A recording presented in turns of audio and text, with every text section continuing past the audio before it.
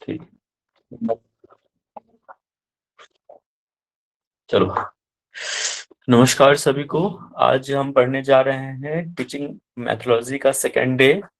First day जो है, कल हमने जो देखा था, क्या क्या देखा था फर्स्ट चैप्टर में? कंपैरिजन देखा था। एक मैं ओवर रिकैप कर देता हूँ कल का फास्ट में, फिर हम आगे पढ़ेंगे। कल हमने जो पढ़ा उसमें कोई परेशानी हुई आप लोगों को? समझ में आया ना? कल हमने जो पढ़ा आप लोगों को समझ में आया? जी यस सर। आ गया सर। भैया। जी सर। तो आप जोश दिखना चाहिए। हॉज द जोश। एक बार आवाज आनी चाहिए। यस, कॉन्फिडेंस ही यस नहीं है। सर। हाँ, हाय सर। चलो ठीक है। चलिए, तो कल हमने फर्स्ट चैप्टर में देखा था, क्या देखा था कि कंपैरिजन देखा था। उसमें ज्यादा डीप नहीं है, बस प्राचीन शिक्षा पद्धति और आधुनिक शिक्षा पद्धति, मॉडर्न टीचिंग मेथड और एंशिएंट टीचिंग मेथड, कि पहले क्या होता था अभी क्या हो रहा है ना। उसमें हमने कुछ कंपैरिजन देखा। कंपैरिजन बताने की जरूरत नहीं है, आपको पता है। सेकेंड चैप्टर में हमने देखा योग एवं योगाभ्यास। उसमें कई भ्रामक धारणाएं हैं, कि जैसे कि चमत्कार है, जादू टोना है, सिर्फ विशेष लोगों के लिए है, ये सारे रोग ठीक कर सकता है। इस तरह की कई भ्रामक धारणाएं जो हैं हमारे सोसाइटी में है। तो ये हमने देखा। इसके बाद योग का अर्थ हमने देखा था। योग का अर्थ क्या होता है बताइए? अभी मैं, सीमा जी बताइए, किस धातु से मिलकर बना हुआ है? क्वेश्चन आंसर कल रह गया था, तो मैं अभी सबसे पूछ रहा हूँ, ठीक है? बताइए। सर मुझसे पूछा क्या? सीमा जी से पूछा। सीमा जी लेफ्ट कर गई क्या? ये बहुत बढ़िया, सबके टाइप, ये टाइप भी करो। चलो संध्या जी बताइए। युज धातु, बहुत जी बढ़िया। सर, युज धातु से बना है। युज। ठीक है, बहुत बढ़िया। अब आप बता दीजिए, प्राचीन शिक्षा पद्धति और आधुनिक शिक्षा पद्धति के दो दो पॉइंट्स बताएंगे। सात्विक कनिष्क जी सात्विक कनिष्क जी, अभी पहले मैं क्वेश्चन आंसर ही। सर पहले की शिक्षा पद्धति में गुरु शिष्य संवाद हुआ करता था। हम्म आजकल उस तरीके का संवाद नहीं होता है। पहले के जो शिक्षा पद्धति में समय का कोई बाउंडेशन नहीं होता था, आजकल समय का बाउंडेशन है। और सर गुरु शिष्य का एक जो संबंध होता था सर, वो मित्रवत हुआ करता था, और आजकल थोड़ा सा वो मित्रवत व्यवहार कम हो गया। बहुत बढ़िया, ठीक है। चलिए नेक्स्ट क्वेश्चन प्रेरणा जी बताएंगे। जी भैया।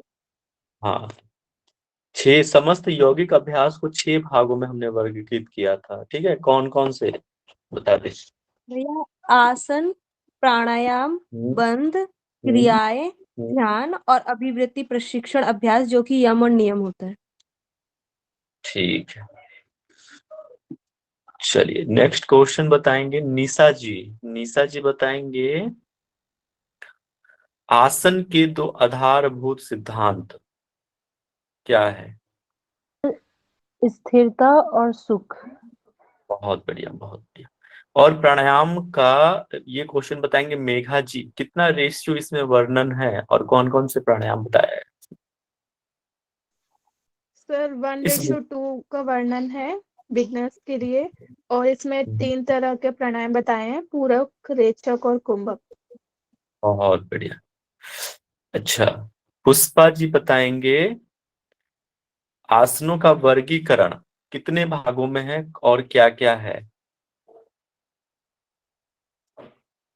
पुष्पा जी। जी सर। हाँ, ध्यान धारणात्मक आसन, संवर्धनात्मक आसन और शिथिलात्मक आसन। संवर्धनात्मक आसन क्या होता है? जिसमें सर बॉडी को स्ट्रेच किया जाता है। ठीक है, बढ़िया। चलिए नेक्स्ट, ये 2 चैप्टर में हमने ये देखा है ना, फर्स्ट सेकेंड में। इसके बाद नेक्स्ट है थर्ड चैप्टर में अध्यापन विधियां और अर्थ एवं कार्यक्षेत्र। ठीक है, अध्यापन शैक्षणिक प्रक्रिया के 6 घटक हमने पढ़े, 6 ही पढ़े थे ना। इसका आंसर देंगे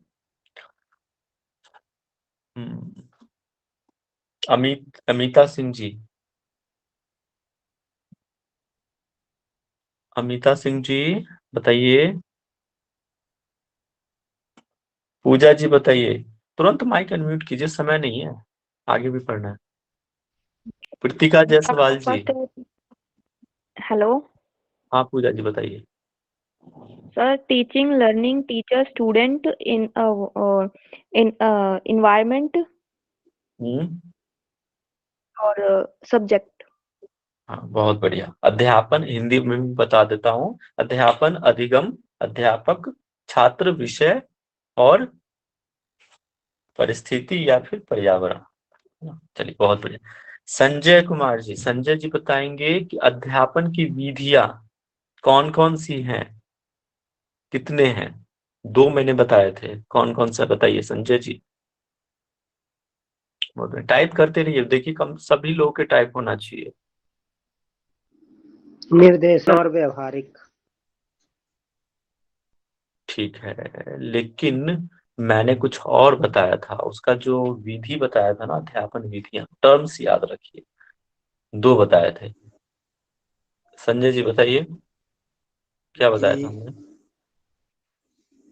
थ्योरी और प्रैक्टिकल। ना, वो सर, एक अलग। पहला है अध्यापन और दूसरा सीखना। अध्यापन विधियां, और देखो वो जो मैंने बताया था ना आपको, वो मूलभूत विधियां मैंने बताया था। अध्यापन की कुछ मूलभूत विधियां क्या था वो? व्याख्यान विधि। टीचर सेंटर्ड होगा या तो स्टूडेंट सेंटर्ड होगा। यस, ये पूछ रहा था मैं। ये अध्यापक केंद्रिक और एक छात्र केंद्रित प्रकार। स्टूडेंट सेंट्रिक और टीचर सेंट्रिक, इसका ध्यान रखना। मूलभूत अगर पूछ दे ना, मूलभूत पूछ दे तो आप डालोगे व्याख्यान विधि, ठीक है, और निर्देशन अनुक्रिया विधि। ओके, अगर सिर्फ विधि पूछ दे तो फिर आप बताओगे स्टूडेंट सेंट्रिक और teacher centric. Okay, now next question.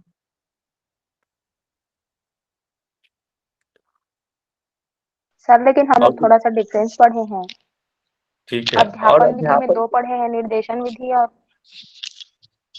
और उसमें और भी पढ़ा है हमने, व्यक्तिगत निर्देशन में भी। हाँ, और वो जो चर्चा भी। 2 ढंग था सर, जो टीचर सेंटर्ड और स्टूडेंट सेंटर्ड वाला बोल रहे हैं वो, और मूलभूत विधि वाली है, उसमें तो 7 पढ़े हैं।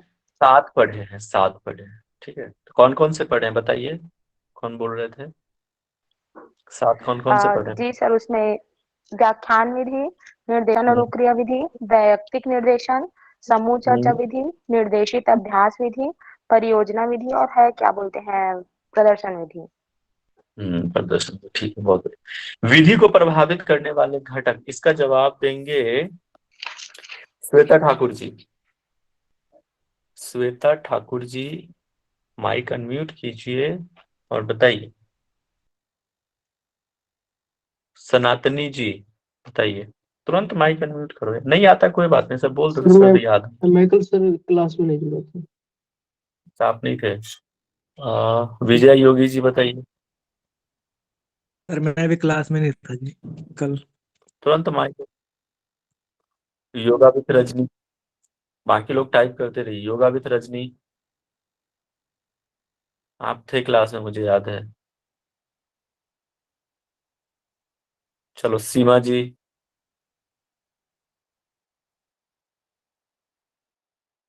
व्हाट इज दिस यार? रूपम कुमारी, नहीं आता, बोल दो नहीं आ रहा। क्लास में नहीं थे कल, सॉरी सर।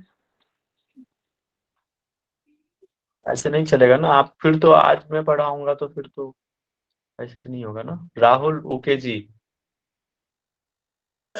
Yes sir. प्रभावित बताइए। करने वाले जो प्रमुख घटक है वो 5 प्रकार के हैं। एक तो आपका विषय वस्तु है, दूसरा पहले की जो पृष्ठभूमि जो छात्र है उनको वो पढ़े रहेंगे, कोई भी चीज़ में उसको पहले से ही जानकारी रहेगा, वो पृष्ठभूमि। और फिर अध्यापक जो है कि उनकी अगर पर्सनैलिटी अट्रैक्टिव है, बहुत अच्छा है, तो वो इंटरेस्ट के साथ और अच्छे से लर्न कर पाएँगे। और जो सुविधा है, जो आप पढ़ाने वाले हैं, उसके पीछे जो चीज़ लगेंगे, जो सोर्सेज़ आपको लगना है, वो चीज़ होनी चाहिए, उसके ऊपर भी डिपेंड करता है। और 5वां आपका है वैज्ञानिक सिद्धांत, जो भी आप पढ़ोगे साइंटिफिकली, तो उसकी एनाटॉमी के बेस पे भी आपको उसका साइंटिफिक रीज़न भी आपको अच्छे से पता होना चाहिए। तो ये 5 प्रभावित करने वाले घटक हैं। बहुत बढ़िया, बहुत बढ़िया। चलिए आज जो है अब हम नेक्स्ट, हाँ एक्चुअली जो आपने वो कल जो लेक्चर मेथड इंस्ट्रक्शन 1 to 1 जो बताया था वो किस हेडिंग के अंडर आएगा, मतलब क्योंकि उससे पहले आपने हमें वो स्टूडेंट सेंट्रिक और टीचर सेंट्रिक बताया था, उसके बाद फिर ये किस चीज के अंडर आएगा सर?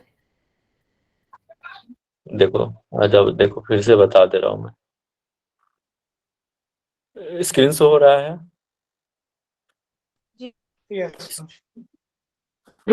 अध्यापन की, देखो यहाँ पे एक बार फिर से देखो ये ध्यान से, अध्यापन की कुछ मूलभूत विधि निम्न है।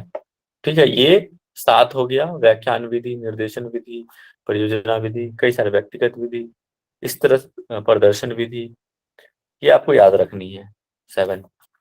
इसके बाद देखो यहाँ पे जो लिखा हुआ है ना वो ध्यान में रखो कि क्या है, वैसे ही पूछता है। देखो यहाँ पे पारंपरिक रूप से सफल अध्यापन के 2 ढंग हैं। क्या है? ध्यान रखना ये चीज, अध्यापक केंद्रित और छात्र केंद्रित। ठीक है, ये पॉइंट्स याद रखना। ओके, समझ में आ गया? और जी हाँ हाँ, ये 2 याद रखो, इधर इधर हाँ, ये देखो ये अलग चीज है। अध्यापन विधियां में 2 वर्ग बताए गए हैं। अध्यापन की प्रक्रिया में अनेक विधियों को कार्यों से परखा गया है। यह पाया गया है कि उनके 2 वर्ग हैं, एक तो प्रैक्टिकल हो गया नीचे वाला, और ये थ्योरी। ये ध्यान रखना कि हम क्लास में पढ़ते हैं थ्योरेटिकल, और फिर व्यायामशाला में, क्रीड़ा क्षेत्र में उसको हम प्रैक्टिकली करते हैं, वहां पे पढ़ते हैं। तो ये वर्ग हो गया, ध्यान रखना। जो यही टर्म डायरेक्ट पूछते हैं, इधर उधर घुमा के नहीं पूछेगा वो। ठीक है, इसमें कंफ्यूज मत होना। ठीक है, ये 3 पॉइंट्स क्लियर है? आगे बढ़े जी भैया। आगे, हाँ तुरंत बोल दो हाँ सर आगे बढ़िए, जी भैया आगे बढ़िए, है ना जो बोलना है। हाँ जी सर। जी सर। हाँ जोश दिखना चाहिए, एनर्जी दिखाओगे तो फिर मेरी एनर्जी डाउन हो जाएगी, फिर मत कहना कि सर खराब पढ़ा के चले गए। चलो चौथा अध्याय हम पढ़ रहे हैं, 4th चैप्टर। अब इसमें ना सोर्स की बात कर रही है, अध्यापन विधियों के सोर्स की बात हो रही है कि भाई सोर्स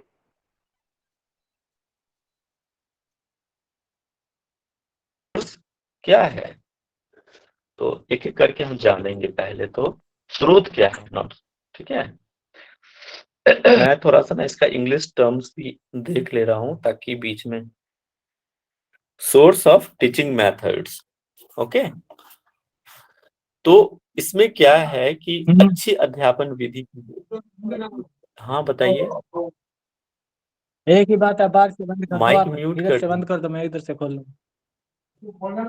क्या विजय जी अपना माइक ऑफ कर लीजिए।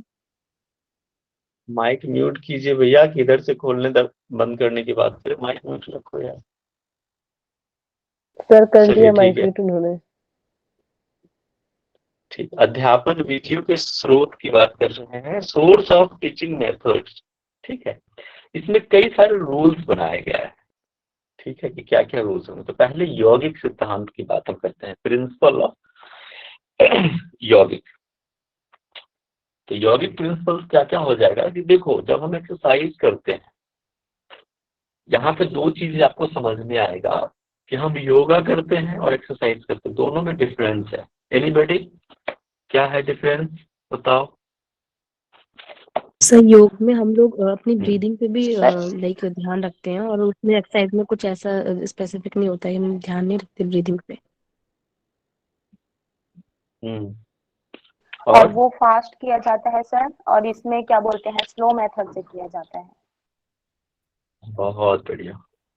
सर तो इसमें देखो योगा में यौगिक मन का भी अभ्यास रहता जो है है, ना वो एक्सरसाइज व्यायाम में नहीं मन है। का इतना नहीं रहेगा।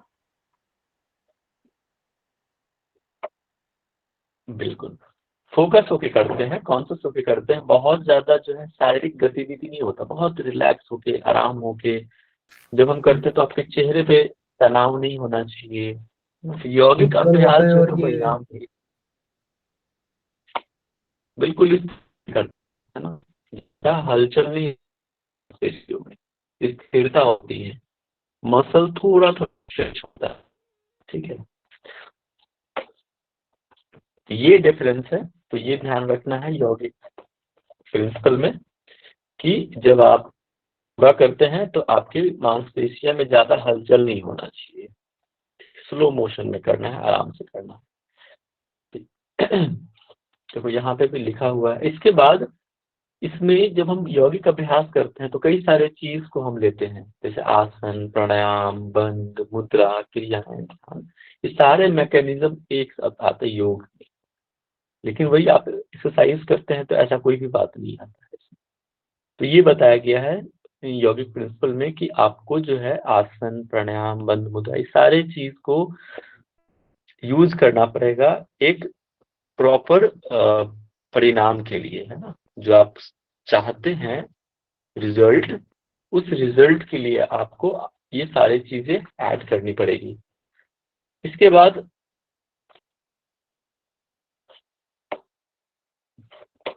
आसन यौगिक अभ्यासों में सबसे महत्वपूर्ण और सुपरिचित स्थिर खिंचाव युक्त क्रिया है। देखो यहाँ पे इस पॉइंट को ध्यान देना, स्थिर खिंचाव युक्त, है ना, स्थिरता के साथ करना है यौगिक प्रैक्टिस, न कि झटके से करना, बिना झटके। देखो पॉइंट्स में कर रहा हूँ, बिना झटके से करना चाहिए, मंद गति से करना चाहिए।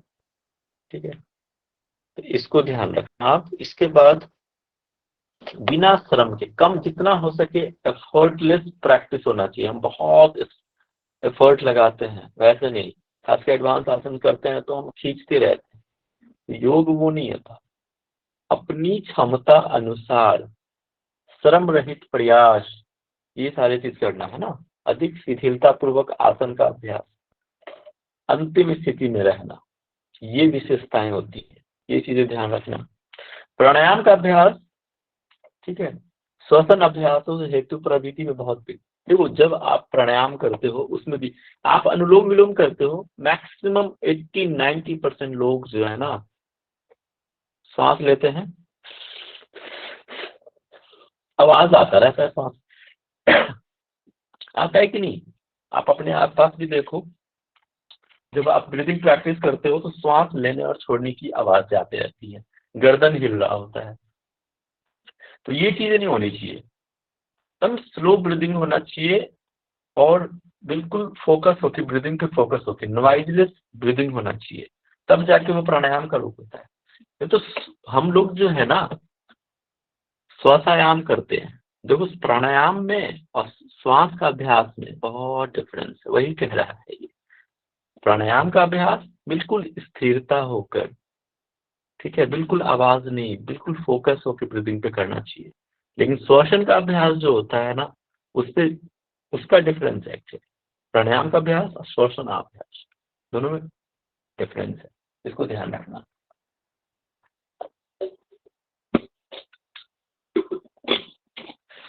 इसके बाद हम लोग अक्सर स्पर्धा करते रहते हैं, कंपटीशन कर लेते हैं, वो नहीं करना है आपको। तो यौगिक अभ्यास अपनी क्षमता के अनुसार करना, न कि दूसरों को स्पर्धा या फिर दूसरों को दिखाने के लिए करना। योगाभ्यास प्रदर्शन भी नहीं है, हम लोग ना प्रदर्शन करते रहते हैं, ठीक है, तो वो भी नहीं करना है। इसके बाद योगाभ्यास जब करते हैं तो थकान नहीं होती है। आप जिम जाओ, देखो लोग भागते हुए जिम जाते हैं और थकते हुए बाहर आते हैं, है कि नहीं? ऑब्जर्व किया है आपने? नहीं किया है? पसीने पसीने होते हैं, यस सर। थके हुए होते यस हैं, सर। लेकिन पसीने से तर होते हैं। लेकिन जब आप योगा प्रैक्टिस करते हो तो कैसे हल्की सी स्माइल रहती है आपके चेहरे पे, बिल्कुल रिलैक्स रहता है, आप एनर्जाइज फील करते हो, है ना। तो ये डिफरेंस।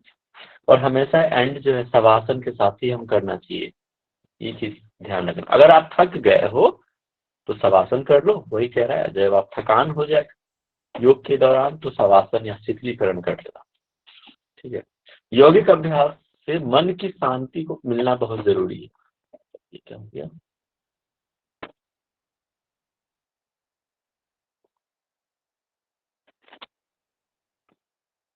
हाँ, स्क्रीन शो रहा है आप लोग को? जी जी सर। यौगिक Yes, अभ्यास से हाँ मन की शांति मिलना बहुत जरूरी है, इस बात को ध्यान रखना है ना। मन अगर बेचैन हो गया तो मतलब आपने अच्छे तरीके से योगाभ्यास नहीं किया है, इसको ध्यान रखना है। इसके बाद हम जब भी अभ्यास करते हैं तो कैसे स्टार्ट करते हैं? प्रेयर से स्टार्ट करते हैं, ओम चैंटिंग हो, गायत्री मंत्र हो, सरस्वती मंत्र, कोई भी चैंटिंग मंत्र चैंटिंग कर। और एंड कैसे करते हैं? वैसे ही मंत्र चैंटिंग के साथ करते हैं। तो ये चीज कह रहा है कि प्रार्थना के स्वर कहते हुए भी संपन्न होने चाहिए, ठीक है, इसका ध्यान रखना। ये तो हो गया हमारा यौगिक प्रिंसिपल्स। अब आता है मनोवैज्ञानिक सिद्धांत। ये सर समझ में आ सेकेंड गया वाला एक आपको? बार यौगिक रिपीट कर देंगे क्या? सेकेंड वाला पॉइंट नहीं आया सर। सेकेंड वाला कौन सा? सबसे ऊपर से? हाँ सर। कौन सा? अच्छा, यौगिक अभ्यासों की प्रति विविधता युक्त और उसमें विविध युक्तियां, मैकेनिज्म प्रयुक्त है। देखो, यौगिक अभ्यास करते हैं तो सिर्फ आप एक ही चीज तो नहीं करते हैं, आसन नहीं करते हैं, उसमें कई सारा चीज होता है। आसन किया हमने, सूक्ष्म प्राणायाम, बंद मुद्रा, ध्यान लगाते हैं, क्रियाएं करते हैं। तो जब आपको पॉजिटिव रिजल्ट चाहिए तो आपको ये सारी चीज करनी पड़ेगी। कि ऐसा नहीं कि सिर्फ हमने अब आसन कर लिया या तो सिर्फ प्राणायाम कर लिया तो आपको रिजल्ट मिल जाएगा, ठीक है। तो आपको पूरे ये अभ्यास, ये चीज समझ में आया? यौगिक प्रैक्टिस जो है, यस योगा सर। जो है कॉम्बिनेशन, ठीक है। अब आता है मनोवैज्ञानिक सिद्धांत। मनोवैज्ञानिक सिद्धांत में क्या हो जाएगा? साइकोलॉजिकल, इसको इंग्लिश में क्या कहेंगे? साइकोलॉजिकल प्रिंसिपल, ठीक है। अब देखो, अब मैं यहाँ पढ़ा रहा हूँ तो ये मेरी जिम्मेदारी है कि आपको इसमें इंटरेस्ट लेके आए। अगर मैं नहीं ला पा रहा हूँ इसमें इंटरेस्ट आपका, तो कहीं ना कहीं ये मेरा वीकनेस है, ये टीचिंग वीकनेस है। तो आपको इंटरेस्ट जगाना, ठीक है, ये हमारी जिम्मेदारी। और आपको भी इंटरेस्ट के साथ सुनना, ये आपकी जिम्मेदारी, ठीक है। तो सीखने की रुचि होना सबसे अधिक प्रेरणास्पद। अध्यापक को इस ढंग से पढ़ाना चाहिए, जो कह रहा है ना कि ये टीचर के लिए, कि अध्यापक को इस ढंग से पढ़ाना चाहिए कि छात्रों में रुचि और सीखने के प्रति प्रोत्साहन हो। अगर यहाँ पे मैंने बस सिर्फ स्टार्टिंग से पढ़ना शुरू कर दिया तो आपका जो है यहाँ से अवेयरनेस हट जाएगा, यहाँ से फोकस हट जाएगा। सर ये रट्टा मार रहे हैं सर जी, ठीक है। तो कुछ एग्जाम्पल के साथ समझाने का प्रयास करना, है ना। तो वो क्लास को इंटरेस्ट, आप कुछ जैसे मार्क हमने किया या फिर किसी तरह से इमेज दिखा के करना, जहाँ पे जरूरत हो। यहाँ पे तो ऐसी जरूरत है नहीं। तो ये चीजें हैं कि क्लास को कैसे इंटरेस्ट बनाया जाए, कैसे आपकी रुचि बढ़ाया जाए, ताकि आपका जो मनोबल बना रहे क्लास में, ठीक है। किसी का ऐसा तो नहीं हो रहा मनोबल डाउन, तो बता देना। तो हम जो टीचर का एक तरीका भी होता है, वो अभी मैं आपको देख रहा हूं, मेरे अगर आपके चेहरे को देखता तो मैं समझ जाता कि आप बोर हो रहे हो या फिर एंजॉय कर रहे हो क्लास को। तो ये थोड़ा सा ड्रॉबैक है एक्चुअली क्लास का, कि हम लोग एक दूसरे को देख नहीं पा रहे हैं। अगर टीचर क्या करता है, एक अच्छे टीचर की खासियत होती है कि अगर बच्चा बोर हो रहा है, रिस्पॉन्स नहीं कर रहा है, तो उसको दूसरे तरीके से समझाना। समझ रहे हैं बात? अगर आप एक तरीके से नहीं समझ में आएगा तो मैं उसका दूसरा तरीका अपनाऊंगा, दूसरा एग्जाम्पल दूंगा समझाने के लिए। Getting my point? यस और नो? जी यस जी भैया। सर। Yes please. इतना लेट रिस्पॉन्स नहीं, तुरंत बता दो तो समझ, नहीं तो फिर मुझे डाउट हो जाएगा कुछ तो गड़बड़ है क्लास। भैया नींद आ रही माइक है ऑन आप करने में टाइम लगता है ना। सर नहीं अच्छा पढ़ाते हो आप। चलो ठीक है, धन्यवाद। तो इस तरह का प्रोत्साहन जैसे जो होता है ना, आपने देखा होगा कवि सम्मेलन में, ठीक है भाई, तालियों सामने वाला रिस्पॉन्स जब तक न करे तो फिर कवि का मनोबल टूट जाता है। तो ऐसे ही आप जब तक रिस्पॉन्स नहीं करोगे ना तो मेरा मनोबल डाउन होगा। तो आपका रिस्पॉन्स भी बीच बीच में आना बहुत जरूरी है। ठीक है। सर माइक तक हाथ ले जाने में बहुत टाइम लग जा रहा है तो फिर इसलिए नहीं बोल पाते, लिख रहे होते हैं ना पेन से। सर फर्स्ट टाइम ऐसा है कि मैं नेट जेआरएफ की तैयारी कर रही हूँ। बिकॉज पहले तो मुझे बहुत बोरियत लगता था कि इतना पढ़ना पड़ेगा और समझ में कुछ नहीं आएगा, बट पहली बार ऐसा लग रहा है कि सब चीजें कॉन्सेप्ट क्लियर हो रहे हैं और इंटरेस्ट के साथ मजा भी आ रहा है पढ़ने में। देखो सीखने के लिए पढ़ो, अगर आपने सीखने के लिए पढ़ा ना तो net JRF it's not a big deal, है ना। अगर आप सीख गए, जानकारी मिल गई, तो चीजों को इकट्ठा, देखो नेट जेआरएफ क्या है ना कि आपको नॉलेज बहुत है, हमसे ज्यादा नॉलेज होगा, लेकिन आपको नॉलेज को इकट्ठा करना, इतने सारे सब्जेक्ट है, उस सब्जेक्ट को टू द पॉइंट पढ़ना कि हमें क्या है, कैसे पढ़ना है, बस। ठीक है, बहुत ज्यादा पढ़ने की जरूरत नहीं होती है, टू द पॉइंट पढ़िए, नेट निकल जाएगा जेआरएफ। ठीक है, चलो। सर उपनिषद पढ़ाते हैं ना टीचर, और वो सर पढ़ाते हैं तो ऐसा लगता है कि कथा सुन रहे हैं, मतलब पूजा लगती है एक तरह की। देखो ठीक है, अब यहाँ पे कुछ नहीं कहूंगा मैं तो। वो है कि एक्चुअली क्या है ना, उपनिषद क्या है ना, ये कन्वर्सेशन, गुरु और शिष्य के बीच कन्वर्सेशन है, आपने देखा ही होगा। ठीक है, तो हाँ उसको थोड़ा सा इंटरेस्टिंग बनाया जा सकता है कि थोड़ा स्टोरी, थोड़ा टेलिंग होना चाहिए कि हाँ इस तरह से है। नहीं सर, वो मुझे अच्छा लगता है, इंटरेस्टिंग, मेरे लिए तो बहुत अच्छा है। भैया वो कॉम्प्लीमेंट दिया है शालिनी जी ने। अच्छा, ओके, फिर तो वही तो कह रहा हूँ कि पूजा जी तो हाँ जी बहुत अच्छा सर, पढ़ाती मैंने तो हैं। अच्छे के लिए बोला है कि मतलब इतना अच्छा पढ़ाया है सर ने और मैम ने कि बहुत ही अच्छा, कॉन्सेप्ट इतने अच्छे क्लियर हुए हैं। बहुत बढ़िया सर, हाँ वही दिखा हूँ। ठीक है, पूजा जी बहुत पढ़ा वेरी रही नाइस। पूजा जैसे तो लग चलो, रहेगा भैया।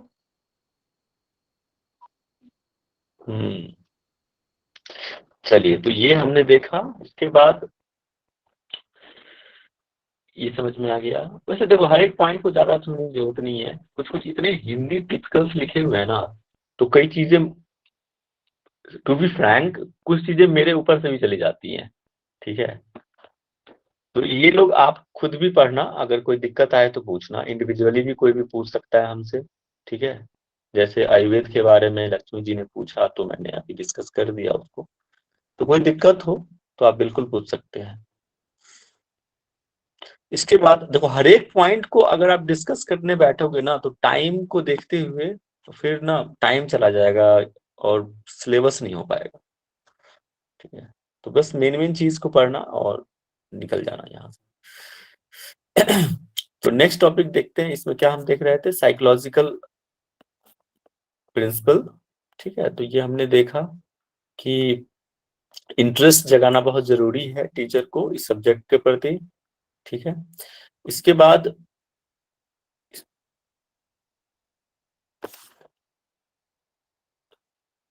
सेकंड पॉइंट पे इसमें थे कह रहा है इसके। कि देखो, सेकेंड पे था, मैंने स्किप कर दिया एक्चुअली इनको।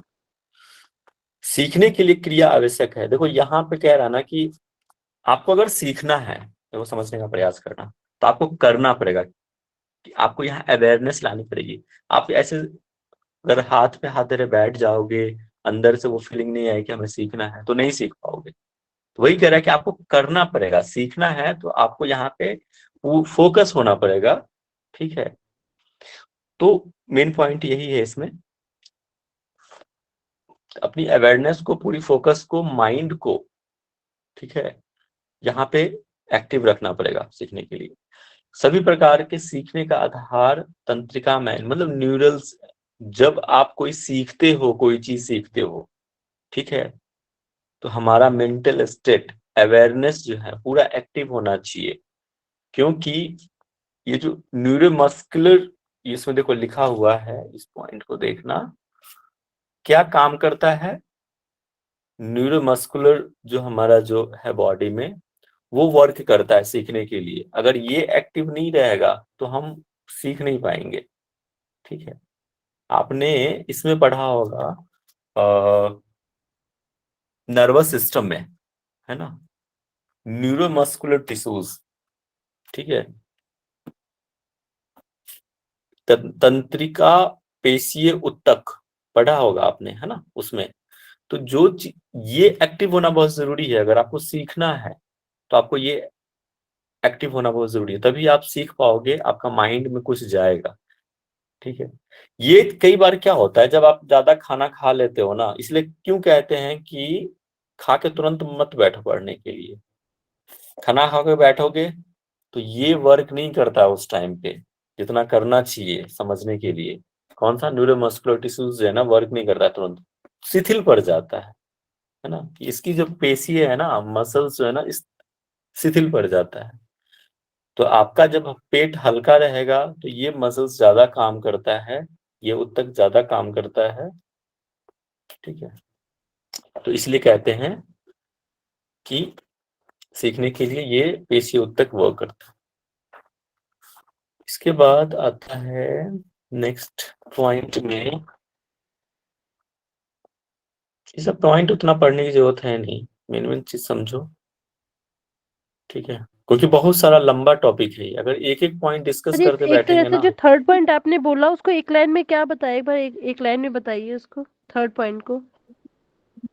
एक लाइन में ये समझो कि आपका जो न्यूरोमस्कुलर टिश्यूज है ना, आप वो एक्टिव होना चाहिए जब आप सीखते हो कोई चीज। ठीक है, तो वो एक्टिव होनी चाहिए। ओके। जब तक मोटर कौशलों का आगे विकास नहीं होता। ठीक है, ये चीज समझो, पॉइंट समझो। इतना आप हिंदी टिपिकल लिखा हुआ है ना, तो समझने में दिक्कत आएगी। फिर मैं सिर्फ सर इसमें टू द पॉइंट बोल देता हूँ। इंग्लिश वाली बुक में काफी इजी लिखा हुआ है कि complex motor skills requires more repetition of the correct practices. मतलब आपको उसका प्रैक्टिस करना है, जो भी चीज है। भी योग ओरिएंटेड बुक है ना, तो मतलब वही है कि प्रैक्टिस जो करना है आपको राइट सही तरीके से प्रैक्टिस करना है, करेक्ट प्रैक्टिस करना इंपॉर्टेंट है, ऐसा लिखा है इसमें इंग्लिश में।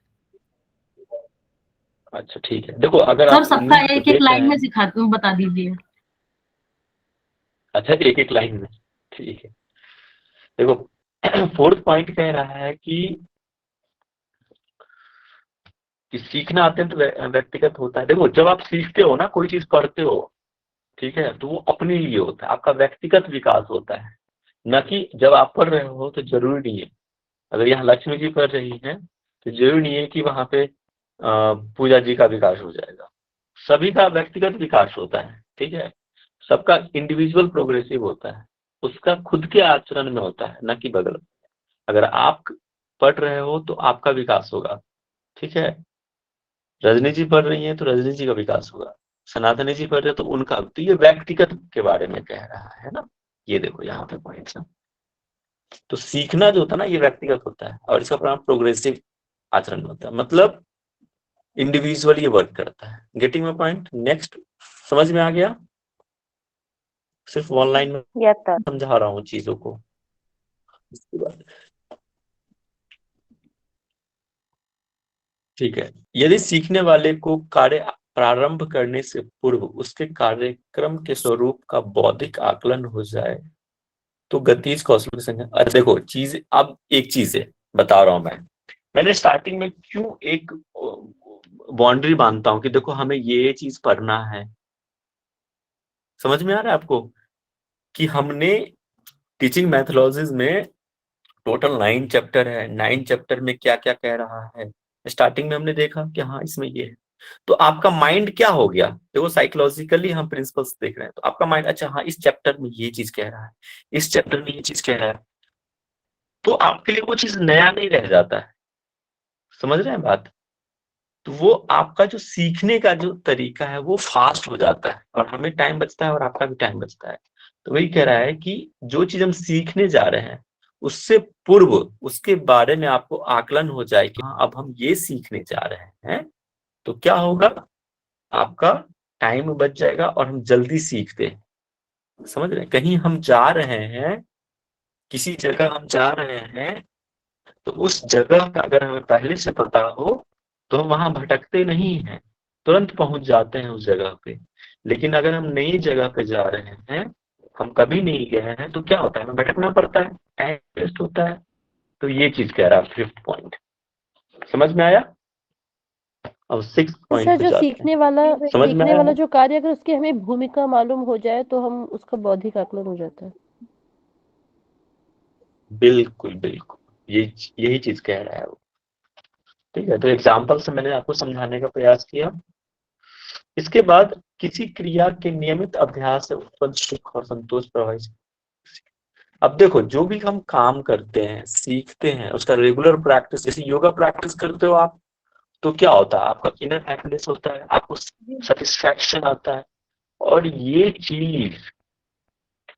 चीज आपको सीखने में हेल्प करता है। जब आप हैप्पीनेस के साथ सीखोगे, जैसे आप योगा प्रैक्टिस किया, आपका बॉडी ठीक है, आप इनर हैप्पीनेस है, सेटिस्फैक्शन है, तो फिर हम ज्यादा सीखते हैं। ठीक है, तो ये पॉइंट ये कह रहा है। Okay, now can you move next point. गतिशील कौशलों को सीखने। हाँ, गतिज कौशलों को मतलब मोटर, गति से मतलब क्या होता है, फास्ट।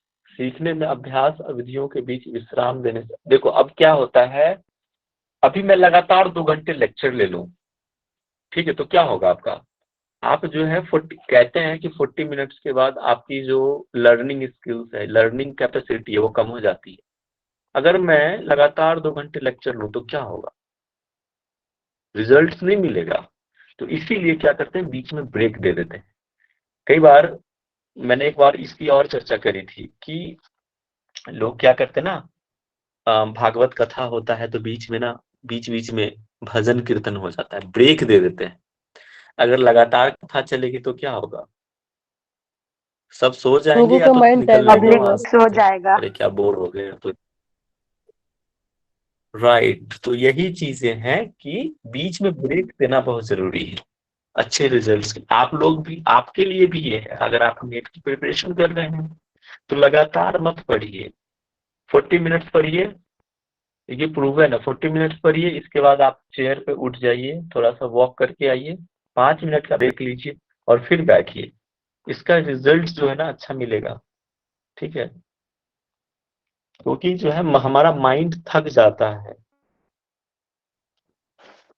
ठीक है, समझ में आ गया ये पॉइंट्स आपको, 7 पॉइंट्स साइकोलॉजिकल प्रिंसिपल।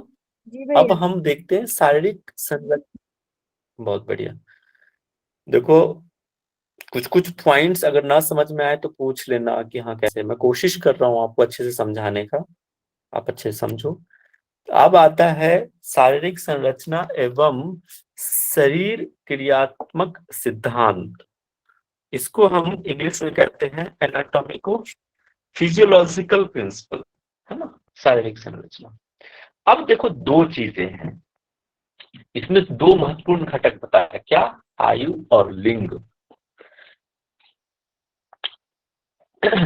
लिंग मतलब यहाँ पे मेल फीमेल से समझना, आयु जैसे कि जो वृद्ध हो गया है, जो यंग है ना, बच्चा है, इस तरह से समझना है। स्त्री और पुरुष में, मेल और फीमेल में, दोनों में के संरचना में ना बड़ा डिफरेंस होता है। सहमत हो ना, दोनों की संरचनाएं जो है डिफरेंस है। पुरुष जो होता है थोड़ा सा स्ट्रांग होता है एज कंपेयर टू फीमेल। देख लो, आप लोग बुरा मत मानना कि नहीं नहीं ये ऐसे कैसे हम कमजोर हैं, हम तो कंधे से कंधा मिला के चल सकते हैं। ठीक है, जो पुरुष कर सकते हैं मैं भी कर सकती हूँ, बिल्कुल सही है, आप कर सकते हैं। लेकिन रीजन है दोनों के शरीर में, रीजन क्या है कि मसल हमारा जो पुरुषों में होता है मसल स्टोनिंग ज्यादा स्ट्रांग होता है, और एज कंपेयर टू स्त्री, स्त्री में क्या होता है, एडिपोज टिश्यू ज्यादा रहते हैं। आपने देखा होगा कि वो जल्दी उनका जो है खासकर शादी के मोटी हो बाद या जाती है। प्रेगनेंसी के बाद वो जल्दी मोटे होते हैं, लेकिन पुरुष में ऐसा नहीं होता है।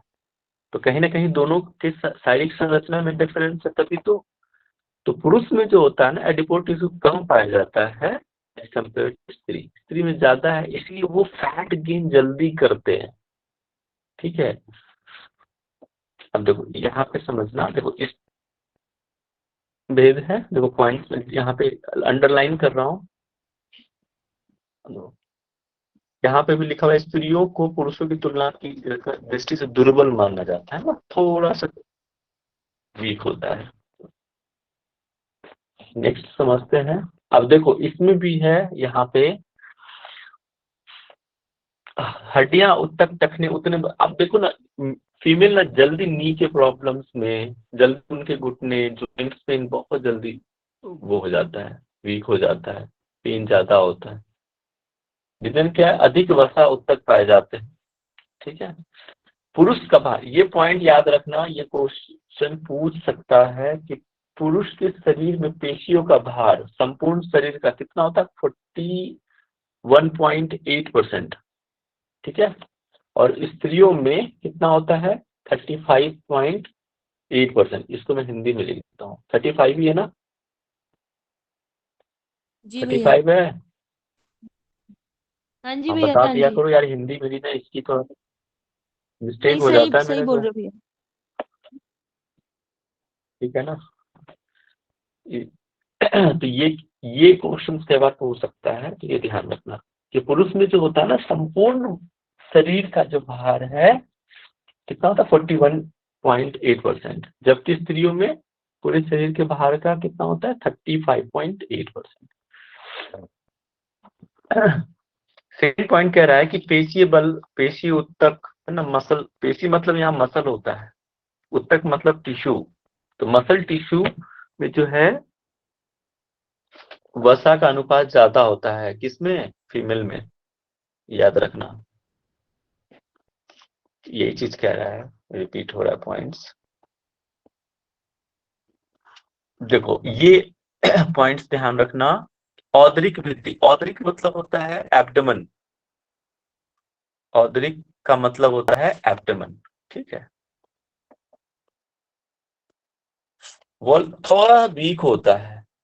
ठीक है, क्यों, कई बार क्या होता है कि प्रजनन के बाद या तो फिर प्रेगनेंसी या गर्भपात, अन्य कारण से ना उसका जो औदरिक भित्ति होता है, अंदर का जो टोन होता है वो नष्ट हो जाता है, डैमेज हो जाता है।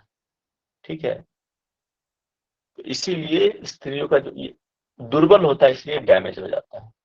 ठीक है, ये फीमेल की बात कर रहा हूं मैं।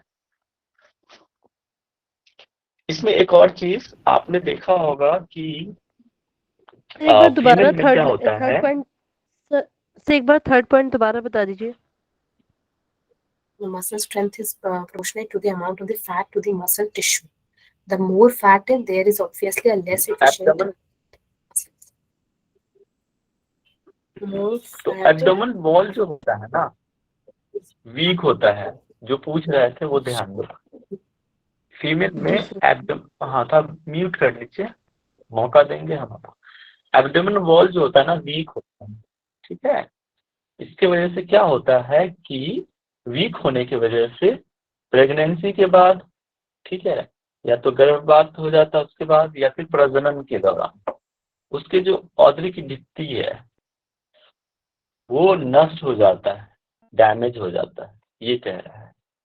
ओके, नाउ नेक्स्ट, प्रेगनेंसी के बाद देखते हो ये कि फीमेल में ना बैक पेन बढ़ जाता है। रीजन क्या होता है, जो आगे का पेट का हिस्सा है वो थोड़ा सा आगे की तरफ उभर जाता है, तो लॉर्डोसिस के प्रॉब्लम कई सारे होते हैं। मैं क्वेश्चन यहाँ पे पूछता हूँ कि लॉर्डोसिस, चलो मैं ये थोड़ा सा इंटरेक्टिव,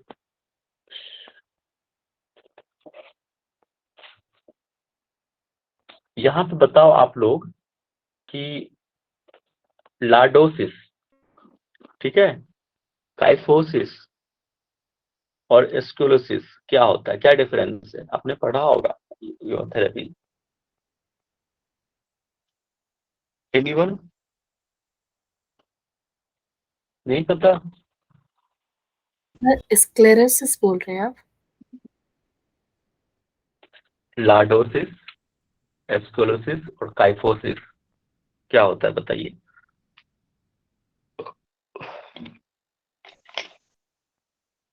सर ये तीनों जो हैं वो स्पाइन रिलेटेड डिफॉर्मिटीज हैं, जिसमें स्पाइन की जो शेप है वो थोड़ी सी चेंज हो जाती है। जैसे स्केलियोसिस में एस शेप की हो जाती है, वो साइड से मतलब टेढ़ा हो जाता है पोस्चर, और लॉर्डोसिस में झुक जाती है बॉडी। नहीं सॉरी, लॉर्डोसिस में लंबर रीजन आगे की तरफ हो जाता है और काइफोसिस में हंच हो जाता है, ऐसा कुछ है। बैक जो है वो झुक जाती है, जैसे पढ़ते पढ़ते ज्यादा पोस्चर ठीक नहीं होता। देखो बता देता हूँ मैं, आप लोग याद रखो, ये चीज बहुत इंपॉर्टेंट है। आप आगे जाके योगा थेरेपिस्ट बनो, योगा टीचर बनोगे, है ना, तो ये चीजें पता होनी चाहिए। देखो क्या होता है, ये सीधा स्पाइन है, आराम से समझना, एस, तो ये कर्वेचर बन जाता है ना, ऐसे टर्न हो जाता है एस के जैसा, ठीक है, चाहे लेफ्ट हो या राइट हो, मतलब सेंटर से राइट शिफ्ट हो जाएगा या तो लेफ्ट शिफ्ट हो जाएगा, ठीक है, एस के शेप हो जाता है वो, तो इसको कहते हैं स्कोलोसिस। के बाद होता है काइफोसिस। समझो, काइफोसिस बहुत, कुब्बड़ सुना है, कुब्बड़ वर्ड, अपर बैक में हंच बनता है ऊपर की साइड, ठीक है, उसको कहते हैं काइफोसिस, ठीक है, भूलोगे नहीं आप लोग, याद रखना, पूछूंगा मैं कल। और लार्डोसिस, लार्डोसिस मतलब एल्फ, लंबर, वो क्या होता है, जो हमारा लोअर पार्ट होता है ना वो अंदर की तरफ धंस जाता है, लंबर रीजन। जो प्रेग्नेंट वुमेन होती है ना उनको लार्डोसिस बहुत होता है, क्योंकि क्या होता है कि जो पेट का आकार है वो आगे की तरफ शिफ्ट हो जाता है, इसकी वजह से स्पाइन जो है अंदर की तरफ इस तरह चला जाता है, ये देखो, ठीक है, इसको कहते हैं लार्डोसिस, भूलना मत कभी, ठीक है।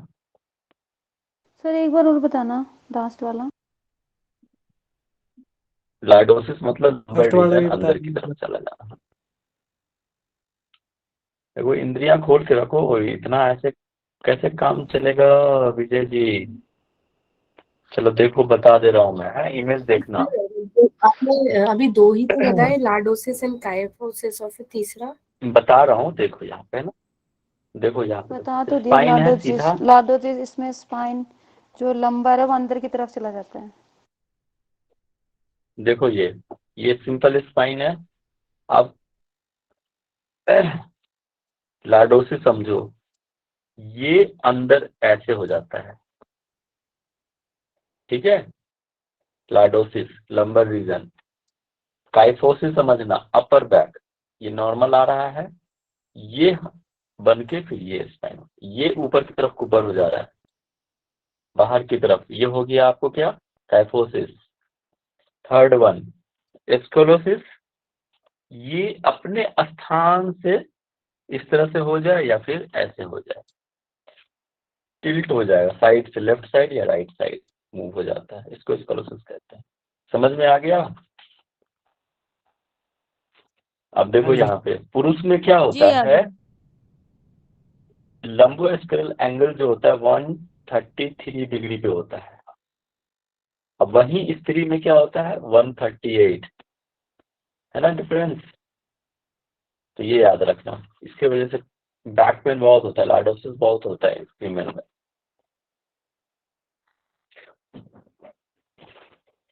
चलो ये अब सेम है, हर एक पॉइंट्स को टॉपिक मेन चीज में डिस्कस कर दे रहा हूँ अब आपको, है ना, क्योंकि फिजिकल है ये, बस ध्यान रखना मेन चीज जो अभी बताया है, और कुछ नहीं, इससे ज्यादा कुछ अब है नहीं। इसको आप लोग पढ़ तो लेना सर खुद से, जो नहीं समझ में आया। लार्डोसिस जो है, सर जो लार्डोसिस है वो महिलाओं को ज्यादा होता है, और पुरुषों के लिए क्या बताया आपने? नहीं पुरुषों ऐसा नहीं बताया, एंगल मैंने बताया था, एंगल मैंने बताया था कि 133 ये डिग्री 3 एंगल तरह जो के होता है स्ट्रक्चर पुरुष, बताया ना। हाँ और स्त्री में 138 डिग्री होता है लंबरोस्केरल, है ना। अब देखते हैं शैक्षणिक सिद्धांत। फिजिकल हमने देख लिया। अब ये देखो, एक और चीज बता देता हूं मैं, लास्ट पॉइंट 12th वाला देखना। जो शरीर का गुरुत्वाकर्षण जो होता है ना, पुरुषों की अपेक्षा फीमेल में ज्यादा नीचे होता है ना। जो नवल होता है, नाभि, वो थोड़ा फीमेल में नीचे होता है थोड़ा सा, और पुरुष में क्या होता है, ऊपर की तरफ होता है। इसका ध्यान रखना। जब हम अभ्यास कराते हैं, इस बात का ध्यान रखना चाहिए कि कोई भी बैलेंसिंग फोर्स करते हैं या स्थिरता वाले में, उस टाइम पे इस बात का ध्यान रखा जाए कि फीमेल को किस तरह से एक्सरसाइज कराया जाए, मेल को कैसे कराया जाए, क्योंकि दोनों का गुरुत्वाकर्षण केंद्र जो है डिफरेंट है। Okay, now next topic is शैक्षणिक सिद्धांत। ठीक है, एजुकेशनल प्रिंसिपल। देखो हम बहुत स्लो जा रहे हैं, ठीक है, ऐसे स्लो में बहुत दिक्कत हो जाएगा। अधिगम, सीखना।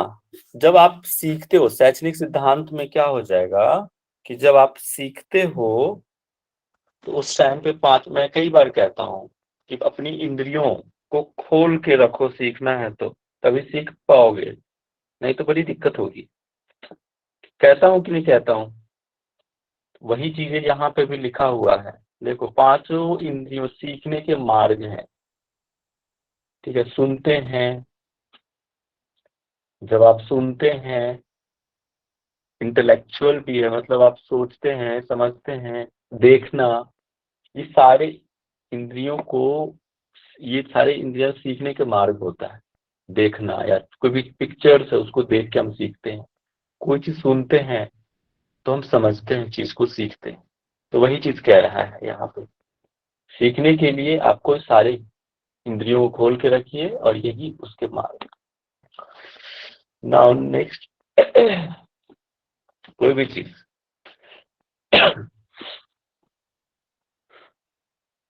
अब इसमें कह रहा है कि आप जो है एक बार में तो कौन नहीं सीखते हैं, पुनः पुनः अभ्यास किया जाता है कोई भी चीज। जब बिगनर्स जो होते हैं, जब आप एक बार पढ़ते हैं तो उसको आप बार बार अभ्यास करना पड़ता है अच्छे रिजल्ट्स के लिए, अच्छे समझने के लिए। अभी मैंने पढ़ा दिया, आप छोड़ दो, भूल जाओगे कल जाके। आप उसको जाके फिर से पढ़ोगे कि हाँ मैंने क्या पढ़ाया, क्या टॉपिक लिया आज, तो फिर वो चीजें अच्छे रिजल्ट्स देगा आपको ना, अच्छे से याद रहेगा। तो वही चीज कह रहे हैं, पुनः पुनः अभ्यास करना चाहिए, ओवर लर्निंग जिसको कहते हैं, प्रोग्रेसिव रिजल्ट के लिए। इसके बाद अभ्यास है तो पर्याप्त समय। आप ना जब आप सीखते हो समय दो उसको, है ना, कि तुरंत नहीं होता, कोई भी चीज फास्ट नहीं हो, तो पर्याप्त समय देना चाहिए चीज को समझने के लिए, सीखने के लिए। उसके बिना सीखना प्रभावी नहीं होता। आप जो है समझ के पढ़ोगे, समय दे के पढ़ोगे तो वो ज्यादा अच्छा है, न कि रट्टाफिकेशन। आप रट लिए, वो ज्यादा दिन तक नहीं चलेगा, लेकिन आप एक बार समझ लेते हैं चीज को तो जब आप दोबारा देखते हैं तो तुरंत ही याद होता है। ठीक है, तो वो चीज कह रहा है।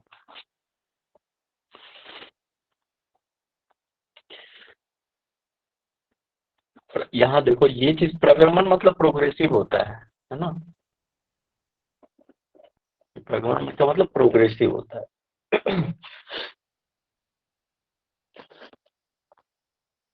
सीखने में प्रगमन का सिद्धांत परम आवश्यक है ना। चलो, इसे उतना कुछ खास टॉपिक नहीं है। हाँ, ये ध्यान रखना, ये स्टार कर देता हूं मैं। किसी विधि का प्रयोग किसी जैसे, देखो कई चीजें होते हैं, एक तो सकल विधि, दूसरा अंश विधि, और थर्ड होता है, एक और है प्रगामी अंश विधि। इसका एग्जाम्पल के साथ में समझाता हूं आपको मैं। एक समझो कि कैसे कि एक ही बार में मैंने बहुत सारे टॉपिक का पीडीएफ जो है आपको भेज दिया। ठीक है, समझना इस बात। सकल विधि क्या होता है, एक साथ मैंने कई सारी चीज को भेज दिया। तो जो इंटेलेक्ट मतलब बहुत इंटेलेक्चुअल स्टूडेंट है तेज स्टूडेंट है वो तो समझ जाएगा उस चीज को, चलो ठीक है। लेकिन थोड़ा भी जिसकी तार्किक कम है, जिसको समझने में थोड़ा टाइम लगता है ना, अपरिपक्व छात्र है, तो उसके लिए दिक्कत हो जाएगी फिर वो। तो उसके लिए कौन सी विधि बनाई गई है? अंश विधि। इंडिविजुअली समझाना, हर एक चैप्टर तोड़ तोड़ के समझाना, इसको कहते हैं अंश विधि। सकल विधि मतलब एक साथ इकट्ठे प्रस्तुत करना, उसको सकल विधि कहते हैं। अब प्रगामी अंश विधि, ये दोनों को छोड़ के इसमें क्या है? कंपेरेटिव। अभी पुष्पा जी आप लोगों को कंपेरेटिव स्टडी पढ़ा रही हो, ठीक है, तो हम हठ प्रदीपिका, झंड संहिता, उसकी कंपेरेटिव स्टडीज कर रहे हैं, है ना, जोर। तो एक भाग दूसरे भाग को जोर के साथ जब हम पढ़ाते हैं, समझते हैं, वो और ज्यादा इफेक्टिव होता है। तो सबसे अच्छा समझने का जो है प्रगामी अंश विधि है, ठीक है। इसको इंग्लिश में क्या कहते हैं? किनके पास पीडीएफ हो देखो, आई थिंक आप। इसमें लिखा है प्रोग्रेसिव पार्ट मेथड, और फर्स्ट है इसमें द होल मेथड, उसके बाद सेकंड है द पार्ट मेथड, और फिर लास्ट है प्रोग्रेसिव पार्ट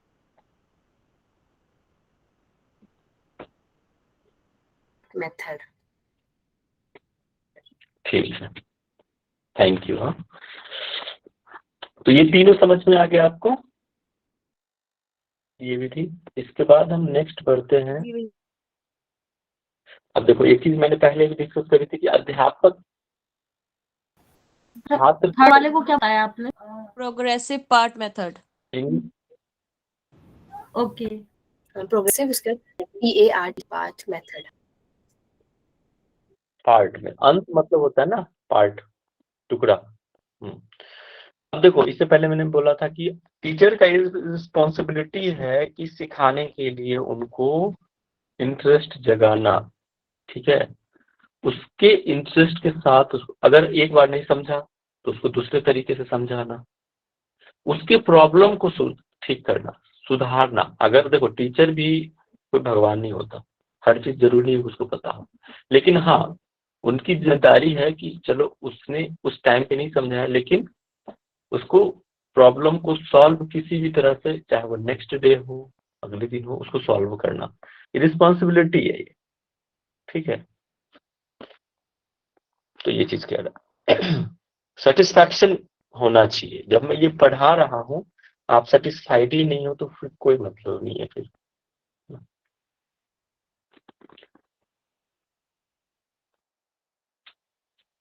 कह रहा है कि छात्र को अपनी सफलता या असफलता का मूल्यांकन करने की विधि का ज्ञान हुए बिना उसमें सीखना नहीं। अब देखो, इस कई चीजें हैं। अभी क्या होता है, मॉडर्न टीचिंग में एग्जाम लेते हैं, उनका मूल्यांकन करते हैं कि कहाँ त्रुटि रह गई, करते ना टीचर। आजकल क्यों स्कूल्स में, कॉलेज में हो रहा है, एग्जाम हो रहा है, कहाँ वीक रह गया, कौन सा पार्ट वीक रह गया, क्या त्रुटि रह गई, उन सब का सुधार करना, ठीक है। ये सारे टीचर्स की रिस्पॉन्सिबिलिटी है ना। तो उनकी प्रॉब्लम्स को, उसकी अशुद्धियों को सुधारना, ये क्या है? अध्यापक की रिस्पॉन्सिबिलिटी है। ओके,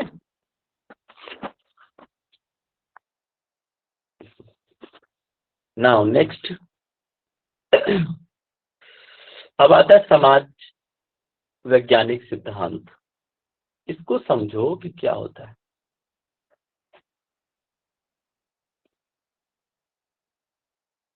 कहता है कि उपयोगिता मूल्य, उपयोगिता के विचार को आवश्यक नहीं, केवल जीवन यापन के संबंध में न लिया जाए। अब देखो, एक चीज है, इसको समझने का इस तरह से प्रयास करो कि हम इसको ऐसे समझते हैं,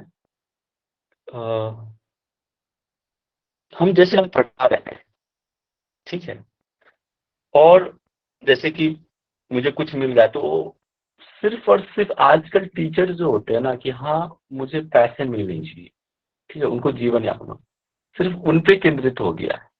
ये ना होकर क्या होना चाहिए कि हम विद्यार्थी को क्या दे रहे हैं, क्या स्किल दे रहे हैं, इस पे डिपेंड होना चाहिए, ना कि सिर्फ और सिर्फ अपने स्वार्थ के लिए ये चीजें करनी है, समझ रहे हो। इसलिए समाज वैज्ञानिक सिद्धांत में क्या है कि आपको, आप जो पढ़ा रहे हैं उसके व्यवहार में परिवर्तन, विद्यार्थी के व्यवहार में, ये पूरा स्टूडेंट सेंट्रिक होता है। मतलब उसके स्वास्थ्य के बारे में भी देखना, उसका क्या बोलते हैं, एजुकेशन का रिस्पॉन्सिबिलिटी होना, ये टीचर्स का है। ये चीजें बताया है सोशल वैज्ञानिक साइंटिफिक प्रिंसिपल्स में।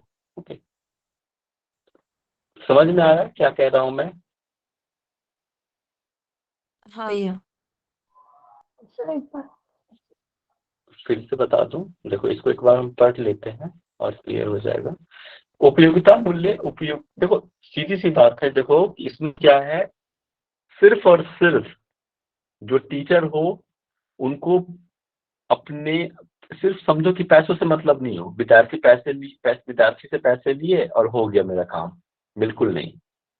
जब आप किसी से पैसे ले रहे हो तो आपकी रिस्पॉन्सिबिलिटी है, भले पैसे ना लो, इट्स डजंट मैटर, बट आप टीचर हो तो टीचर का क्या दायित्व है कि विद्यार्थी को सारे चीज को समझाना, अच्छे से पढ़ाना, ठीक है, अच्छा इंसान बनाना, ये टीचर की रिस्पॉन्सिबिलिटी है।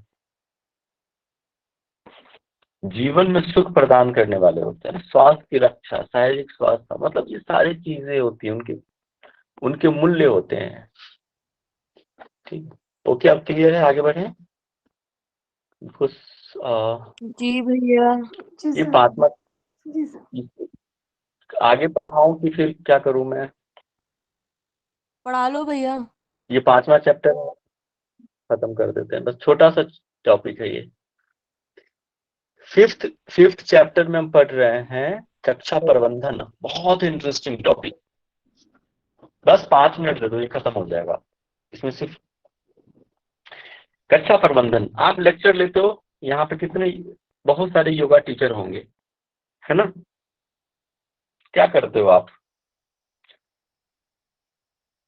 ही से पूछता हूँ, योगा टीचर हो, आपके क्लास में, आपके सेंटर पे बच्चे आते हैं, आप क्या करते हो?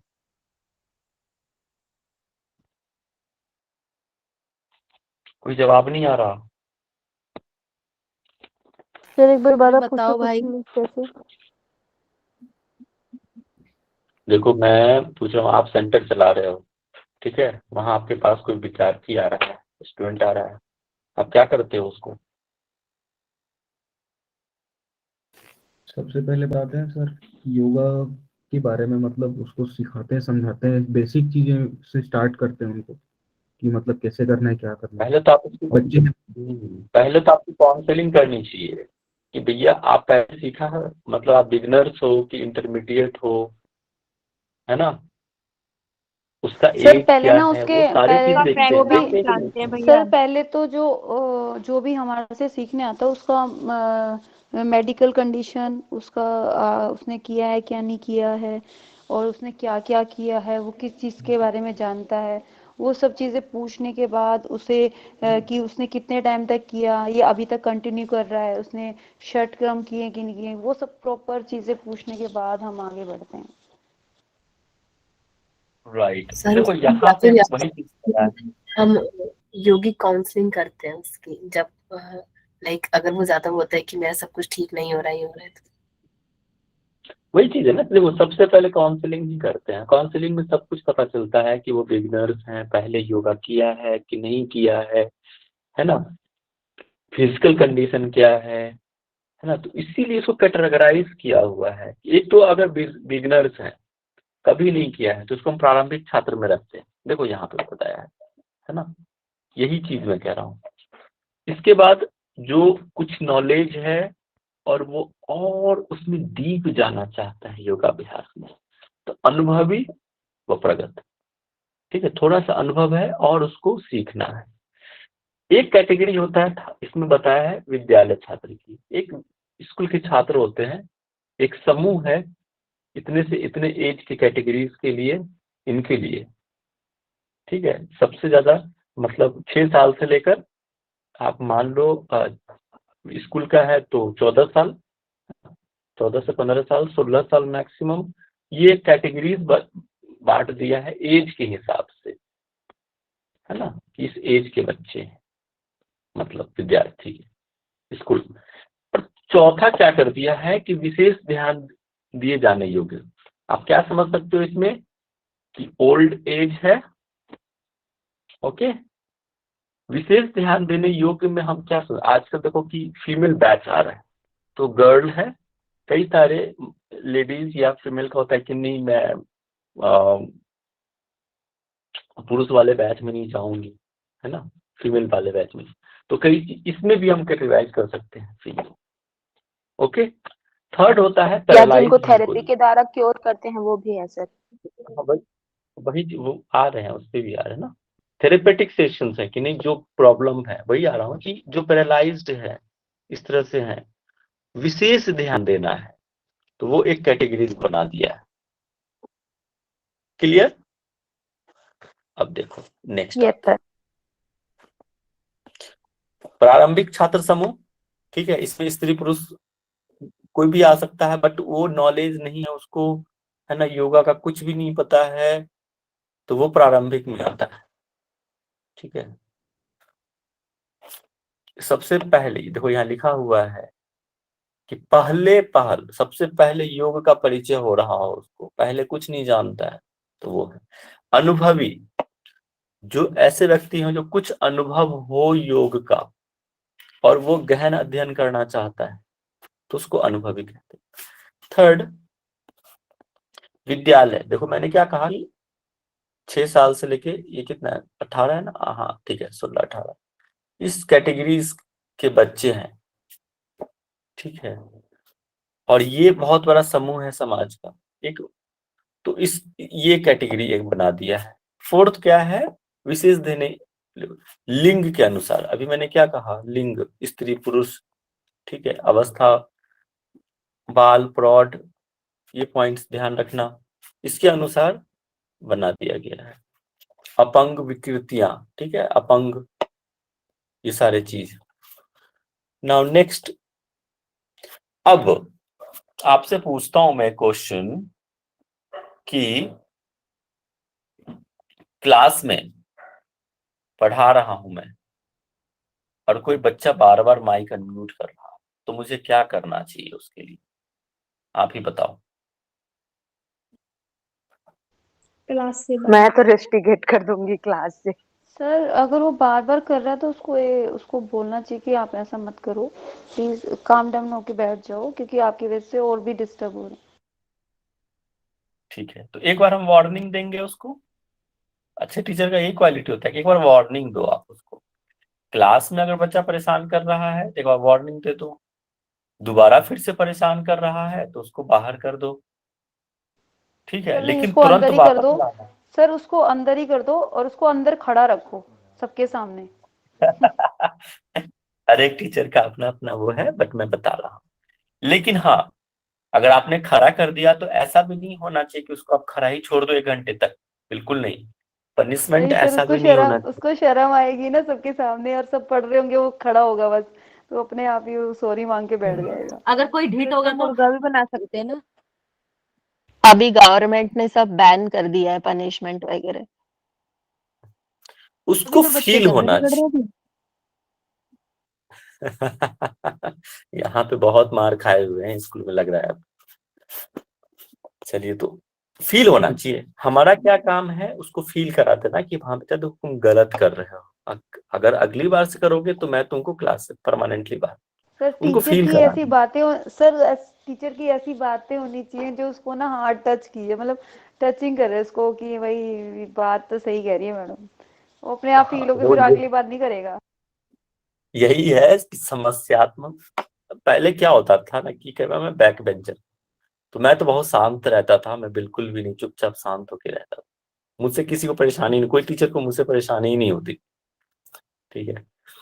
तो लेकिन कुछ बच्चे ऐसे होते थे ना कि मतलब पूछो ही मत, खाना खा रहे हैं, कुछ भी कर रहे हैं तो पीछे से चौक वो लेके मारते थे या फिर डस्टर से सर फेंक के अभी भी मारते है, थे, सर अभी भी है, अभी भी है। ठीक है।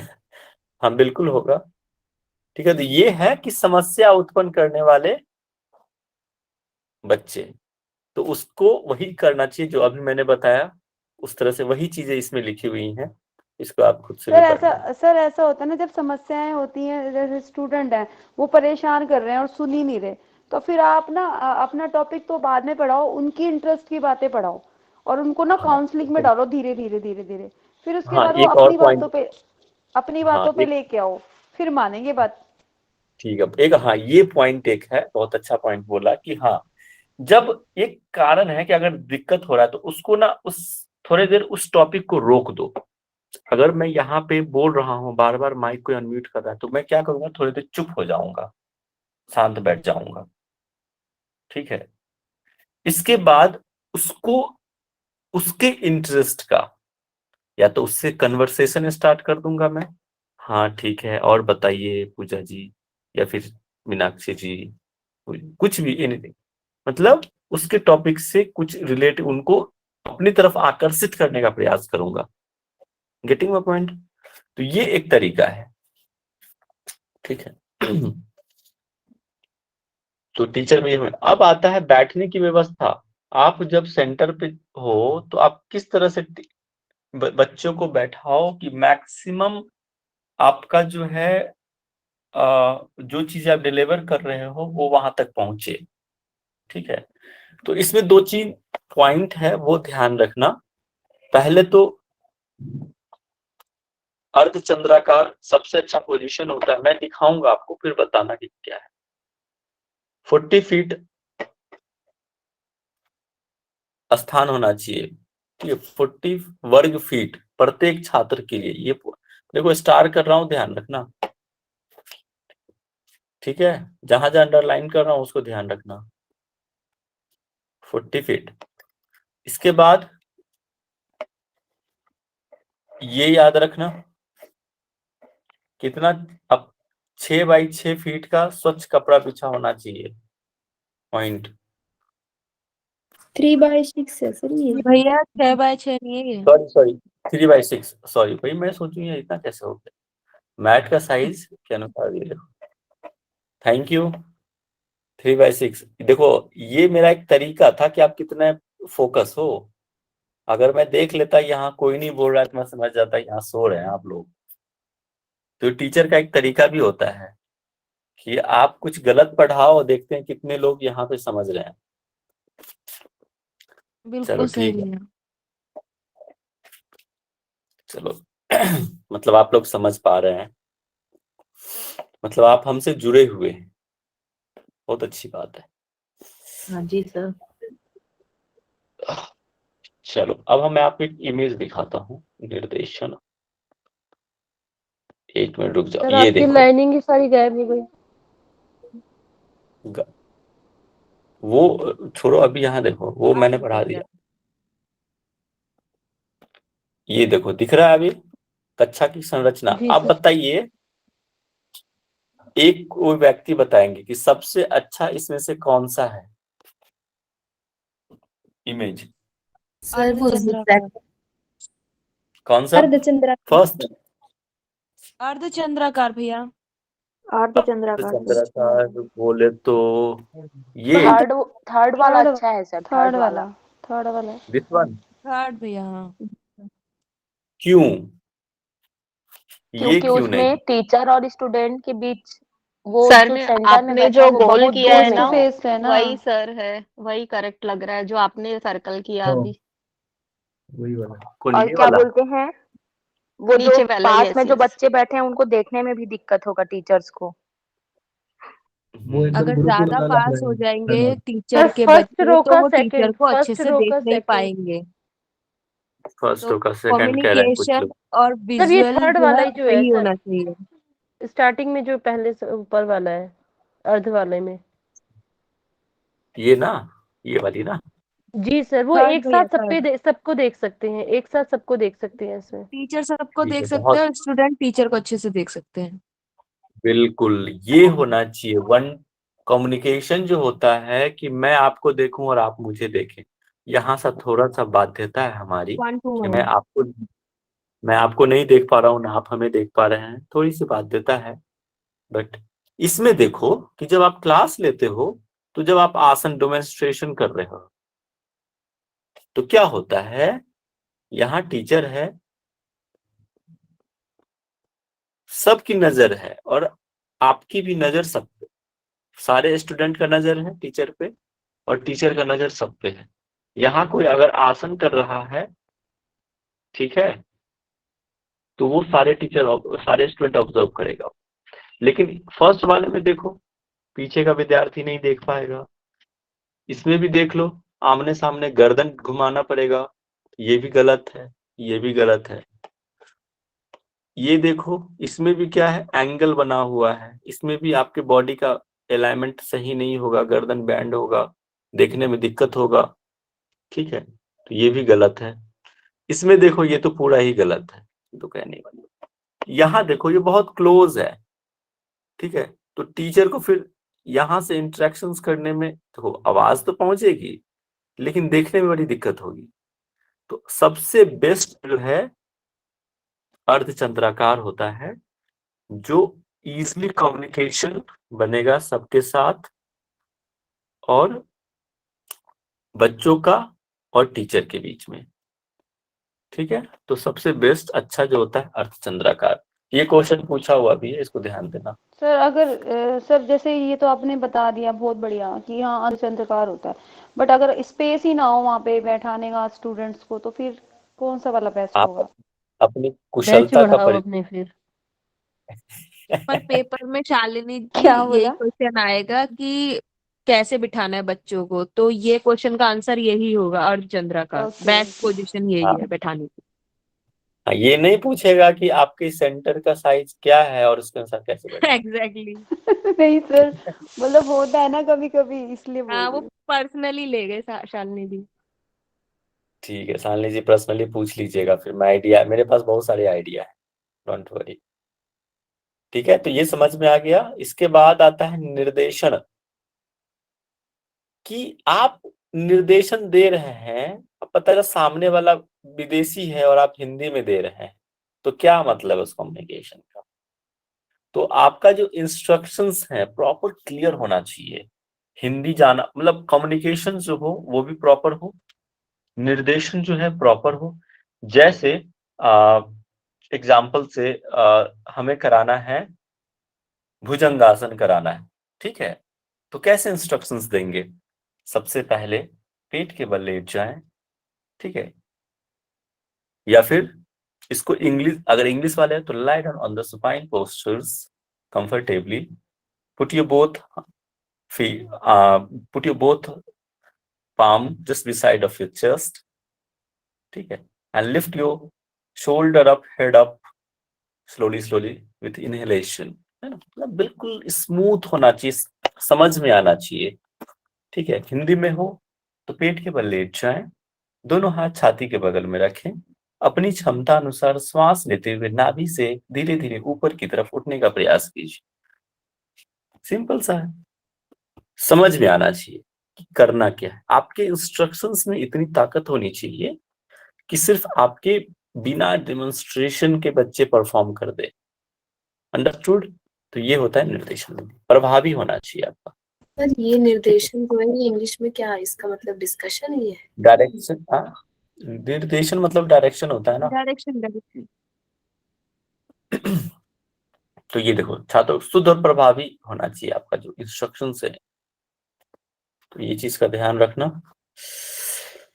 कई सारे बिंदु हैं, उसको आप पढ़ लोगे, स्पष्ट होना चाहिए, क्लियर होना चाहिए, एक समय में एक इंस्ट्रक्शन, बार बार नहीं, ठीक है। पेट के बल लेट जाए, पेट के बल लेट जाए, है ना, श्वास लीजिए, नहीं, ये गलत तरीका है। एक बार में एक लाइन में शुद्ध and clear instructions you have to deliver, getting point. इसके बाद आता है स्क्रीन ही दिख रही है, स्क्रीन नहीं दिख रही है आप लोगों को? ब्लैक हो रही है। स्क्रीन तो नहीं हो रही। लैग हो रही है। नहीं दिख रही है सर। चलो ठीक है, कर देते हैं।